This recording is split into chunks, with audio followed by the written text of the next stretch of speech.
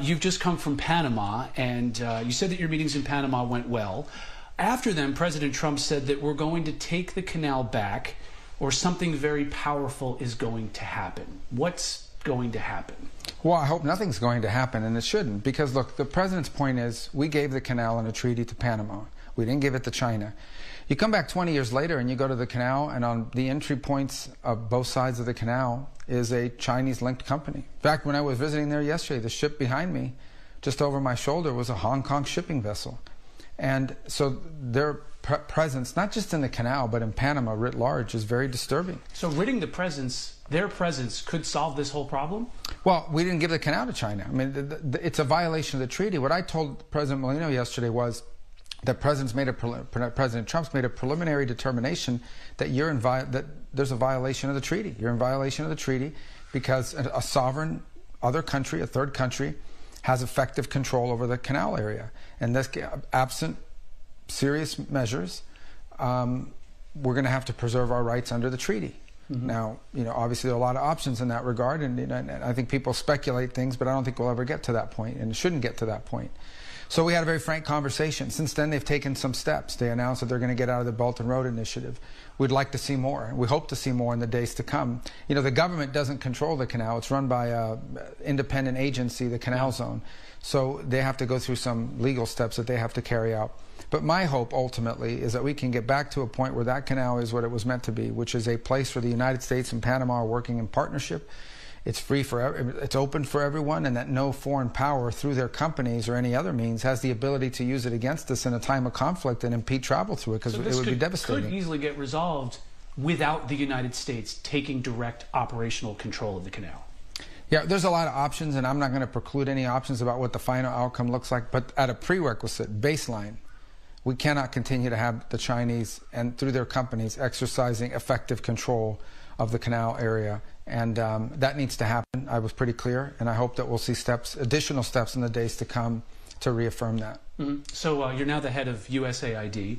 The head of Doge, Elon Musk, called USAID a criminal organization and added that it is time for it to die. Do you agree with that? Let me walk you through the history of this agency, because I've dealt with it for 14 years in the United States Senate. It was created as a way of doing humanitarian assistance in the world, separate from the State Department at the time. But it said you have to take policy direction from the Secretary of State, the National Security Council, the White House, and all elements of government. They have basically evolved into an agency that believes that they're not even a U.S. government agency, that they are a global charity, that they take the taxpayer money and they spend it as a global charity, irrespective of whether it is in the national interest or not in the national interest. One of the most common complaints you will get if you go to embassies around the world from State Department officials and ambassadors and the like is USAID is not only not cooperative, they undermine the work that we're doing in that country. They are supporting programs that upset the host government for whom we're trying to work with on a broader scale and so forth. So they're completely unresponsive. They just don't consider that they work for the U.S. They just think they're a global entity and that their master is the globe and not the United States. And that's not what the statute says, and that's not sustainable. The President put a pause on all foreign aid. We found a lot of cooperation in the State Department, and we have issued dozens and dozens of waivers. As we go through all the foreign aid programs in the Department of State, the ones that make sense, we issue a waiver, they go back on. We've already done it for dozens of programs. And you'll be issuing more waivers soon? And we'll be doing so. For example, we did it today for some of the migrant flights that are going out of Panama. It's in our national interest to help them deport people that are headed towards the United States back to their home countries. And we'll issue some here today in El Salvador, because they do a lot of cooperation with us on stopping drugs and stopping migration and so forth. So we're going through it at the State Department portion of foreign aid. We find cooperation. State Department people have been great, and we're issuing waivers and we're getting input, and it's working. We go to USAID, which is a big chunk of foreign aid, $40 billion or so. They're completely uncooperative. They won't tell you what the programs are. They refuse to answer questions. They try to push through payments. Even after the executive order, they were still trying to push money through the system. Can it be reformed, or does it need to die? Well, that was always the goal, was to reform it. But now we have rank insubordination. Now we have basically an active effort where their basic attitude is, we don't work for anyone. We work for ourselves. No agency of government can tell us what to do. So the President made me the acting administrator. I've delegated that power to someone who's there full time, and we're going to go through the same process at USAID as we're going through now at the State Department. I think there are some, this is not about getting rid of foreign aid. There are things that we do through USAID that we should continue to do that makes sense. And we'll have to decide, is that better through the State Department, or is that better through something, a reformed USAID? That's the process we're working through. There are things that are happening at USAID that we should not be involved in funding, or that we have a lot of questions about, but they're completely uncooperative. So we had no choice but to take dramatic steps to bring this thing under control. So it could exist in the future, USAID. Well, the aid, I think it's important to separate USAID from aid programs, okay? Because everybody's acting like somehow these aid programs are impossible without an agency. It's very process-oriented. I mean, do you think that we'll still be the most generous nation on earth at the end of this process? I think we'll be the most generous nation on earth, but we think we're going to be the most generous nation on earth in a way that makes sense, that's in our national interest. We are going to fund programs that make America stronger or safer or more prosperous. We're going to pay for things that make sense for the United States. The United States government is not a charity. It is not a global charity. There are a lot of global charities, and they should go to, if you want to be involved in global charities, go join a global charity, raise private money, and spend it on whatever you want. But this is taxpayer money. It's not my money. It's not their money. It's our money. It's taxpayer money. And we have an obligation, if we're going to do foreign aid, to do it in a way that makes sense, that doesn't support our enemies, and that actually is aligned with, makes sense within the context of our foreign policy. And the people at USAID, at the top levels especially, have been completely uncooperative. They don't view themselves that way. They're insubordinate. They refuse to provide access. They refuse to provide information. Not now. They don't provide access to Congress. Go to members of the Senate who have tried to get answers from USAID, and they tell them, we're not going to tell you anything. We don't work for you. We don't work for state. We don't work for the president. We don't even work for America. We work for ourselves. That's not going to continue. Do you get the sense that during this pause, or are you concerned during this aid pause, that China could come in and fill the vacuum with their influence operations? No. I mean, first of all, they don't do that now. If they did, they'd be out there competing with us in these places. But my point is this. Even if they did that, why would we fund things that are against our national interest or don't further our national interest, whether China's there or not? If China wants to waste their money on something that's against their national interest, go ahead and do it. We're not going to do it. It makes no sense for us to be involved in things that undermine what is important to America or that don't further what is important to America. And irrespective of what China decides to do, this is taxpayer money. We shouldn't be spending it on programs that have nothing to do with the United States and nothing to do with making America stronger, safer, and more prosperous. We have a foreign policy, and everything we do, including spending money, has to be aligned with that, has to further our national interests. Moving on to some of the tariffs now. You're heading up negotiations with Mexico. The president just announced that now. Do these tariffs, especially those against Canada, fundamentally change the relationship that the United States has with our most immediate neighbors? Well, it changes our economic relationship. The president's point is that trade with Canada is very unfair. You know, that he'll tell you, and he said it repeatedly, U.S. banks can't operate there. There's all kinds of industries that they protect against and do not allow to enter the country. So he views this trade imbalance and says it's unfair and needs to be reset. He also argues they have been less than cooperative on fentanyl and on the inflow of fentanyl. The Canadians will tell you that more fentanyl goes that way than the other way, but increasingly, in October of last year, they found a big fentanyl lab inside of Canada, and he doesn't feel like we're getting enough cooperation, and so that's why he's imposed those tariffs. In the case of Mexico, the president's point is much of the northern region of Mexico, sadly, and in direct threat to the Mexican government, is controlled by cartels. And so they've announced they're going to deploy 10,000 National Guard troops, Mexican National Guard troops, to their border, their northern border, and the president's decided to delay tariffs. This is a new way of doing business, a new world order. Well, I think the president's point is America's been taken advantage of for far too long, and I think that's true across the board. That's been true on foreign aid. We have countries and places that we pour a bunch of money into, and then they vote against us at the UN every time. They support all of our enemies, and you start asking yourself, why do we keep putting money into this? Our embassies say it, and the USAID says, we don't care, we're going to keep doing it anyways. In other cases, when it comes to trade, there are countries around the world where their companies can do whatever they want in America. They can do anything they want in America, but we can't do it over there. So there's this process called reciprocity, equal. Whatever you charge us, we get to charge you. Whatever you allow us to do, you're allowed to do. Whatever you block, we're going to block. And I think the president's a big believer in reciprocity, in evenness, in fairness. For some reason, I don't know how this happened, but over the last 20 or 30 years, we felt like it's okay for countries to take advantage of us. And that's just not going to continue under President Trump. Okay. Mr. Secretary, thank you for joining us. Thank you. As part of all of this, the president again said that Canada should be our cherished 51st state.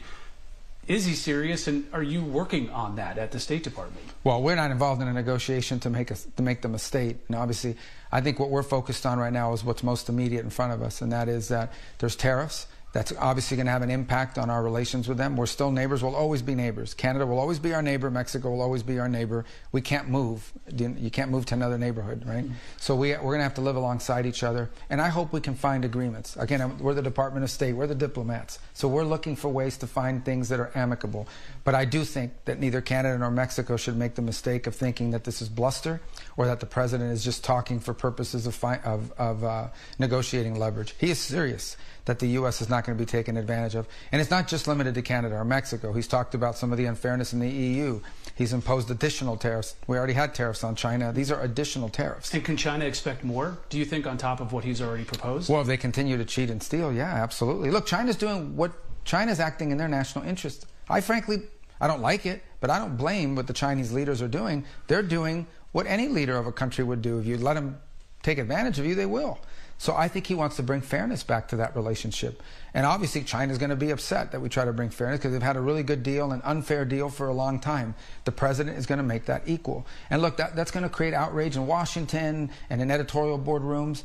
But millions of people, whether they're watching this broadcast or just living in real world America, say, of course, this all makes sense. All of it makes sense to them.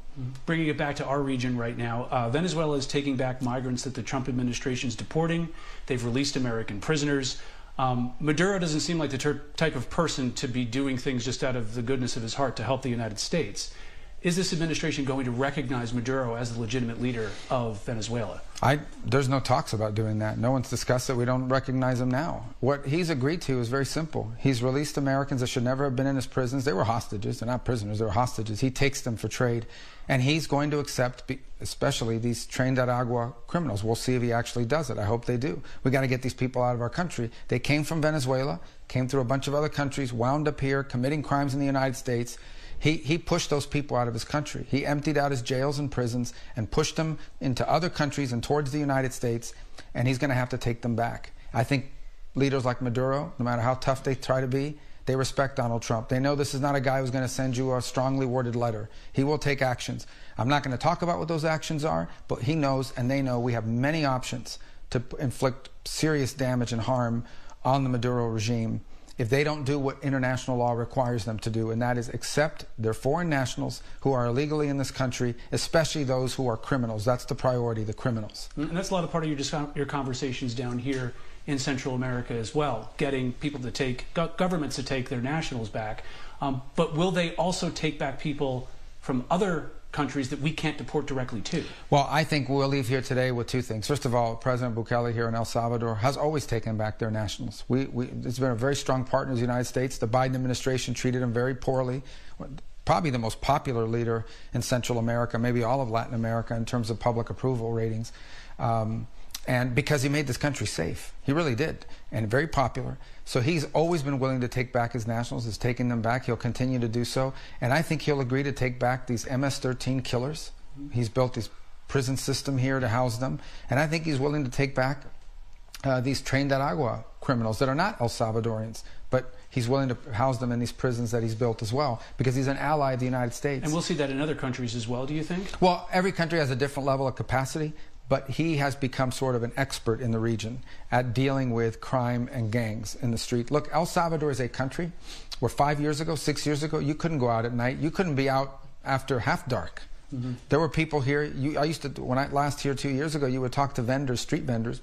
They would tell you that every week some kid would come by on a bicycle and collect protection money from the gangs. If you didn't pay them the protection money, they'd cut off your daughter's ear, they'd cut off your son's hand, they'd kidnap them. That's gone.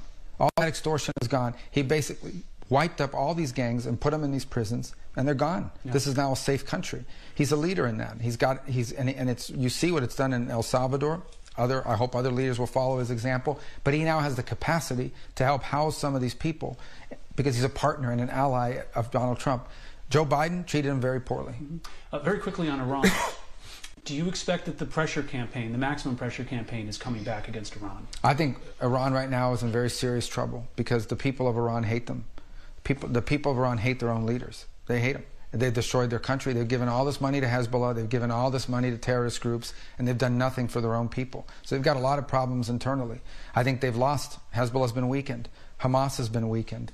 They've lost Syria. They got kicked out of Syria. So they're very, very vulnerable. So time to apply more pressure?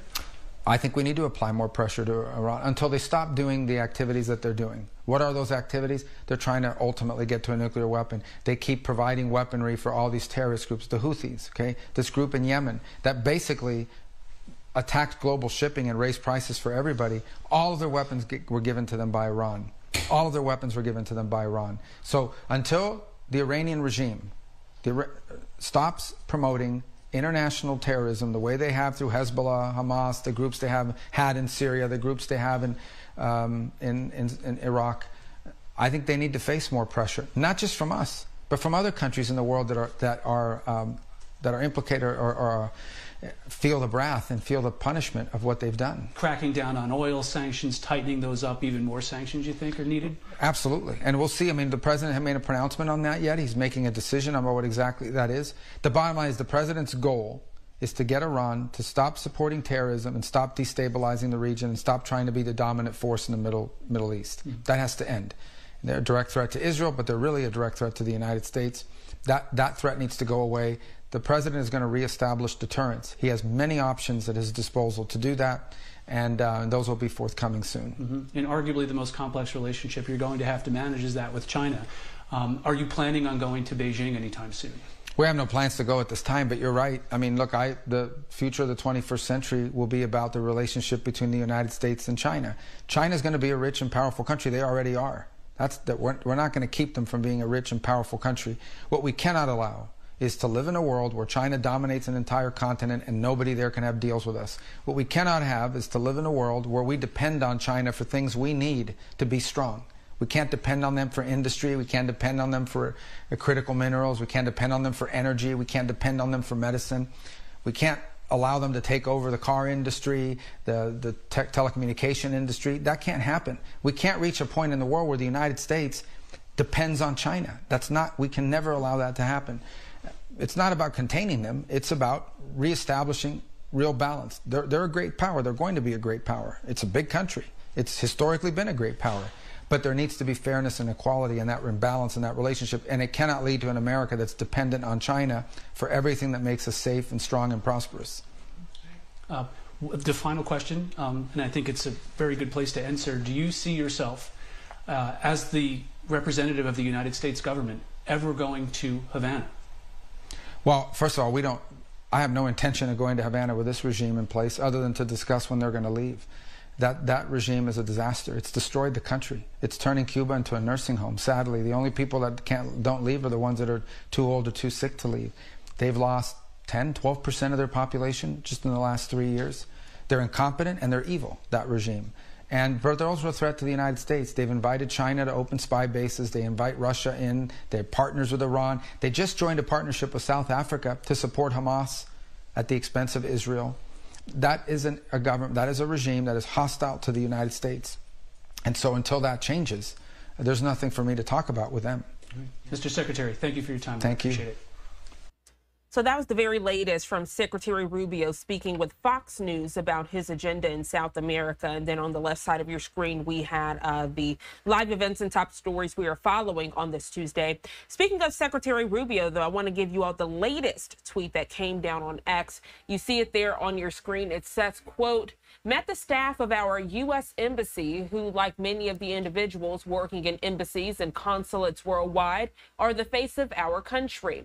As I said when I entered the State Department for the first time, it is an honor and a privilege to oversee such a talented diplomatic corps. And then don't forget, coming up around 12:30 this afternoon Eastern Time, Secretary Rubio will hold a joint news conference in Costa Rica.